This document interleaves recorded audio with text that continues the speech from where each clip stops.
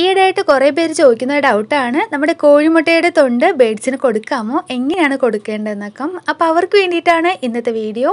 നമ്മുടെ കോഴിമുട്ട കൊടുക്കുന്ന പോലെ തന്നെ കോഴിമുട്ടയുടെ തൊണ്ട് നമുക്ക് ബേഡ്സിന് കൊടുക്കാം. പുഴുങ്ങിയ മുട്ടയുടെ ഒഴിച്ച് നമ്മുടെ ഓംലേറ്റ് ബിൽസയൊക്കെ അടിക്കൂലേ, അപ്പോൾ അതിൻ്റെയൊക്കെ തൊണ്ട് വെച്ച് നമുക്ക് ബേഡ്സിന് കൊടുക്കാവുന്നുള്ളൂ.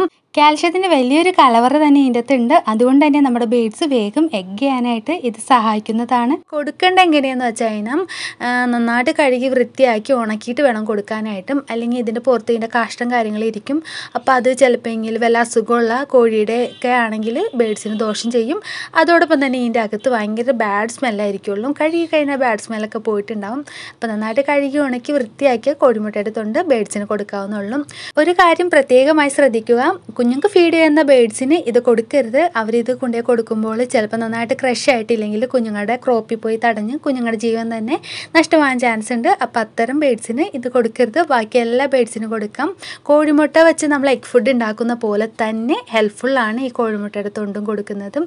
തൊണ്ട് കൊടുക്കാൻ നേരം വെറുതെ ഇതേപോലെ ഇട്ട് വേണമെങ്കിൽ കൊടുക്കാം. അല്ലെങ്കിൽ ഈ പറഞ്ഞ പൊടിച്ചിട്ട് ഒരു പാത്രത്തിലാക്കിയിട്ട് കൊടുക്കാം. എങ്ങനെയാണെന്ന് വെച്ചാൽ കൊടുക്കാവുന്നുള്ളൂ. ഇപ്പം നമ്മുടെ കാൽഷ്യം ബ്ലോക്കിലൊക്കെ പറഞ്ഞാൽ നമ്മുടെ കോഴിമുട്ട തന്നെയാണ്. അപ്പോൾ എന്തിനാണ് വെറുതെ പുറത്തുനിന്ന് അധികം കാശ് കൊടുത്ത് ഇതൊക്കെ ആക്കണം. ഡെയിലി ഒരു 2 മുട്ടയുടെയൊക്കെ തൊണ്ട് ഇവർക്ക് ഇട്ട് കൊടുത്താൽ മതിയാകും. ഇവരത് കടിച്ച് തന്നെ കഴിച്ചോളും. പിന്നെ അധികം ഇട്ട് കൊടുക്കരുത്. ഇവരെ കാഷ്ടമൊക്കെ അതിൻ്റെ തന്നെ ആകാൻ ചാൻസ് ഉണ്ട്.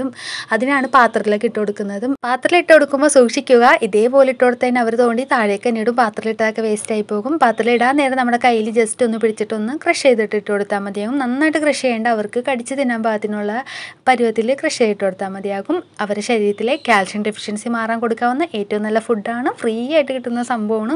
ഓംലേറ്റും ബുൾസയൊക്കെ അടിക്കുമ്പോൾ വേസ്റ്റ് വന്നതാണ്. അപ്പോൾ ഇന്നത്തെ വീഡിയോ നിങ്ങൾക്ക് യൂസ്ഫുൾ ആയെന്ന് വിചാരിക്കുന്നു. യൂസ്ഫുൾ ആയെങ്കിൽ തീർച്ചയായിട്ടും ലൈക്ക് ചെയ്യുക, ഷെയർ ചെയ്യുക, കമൻറ്റ് ചെയ്യുക. സബ്സ്ക്രൈബ് ചെയ്യാത്തവർ സബ്സ്ക്രൈബ് ചെയ്യുക.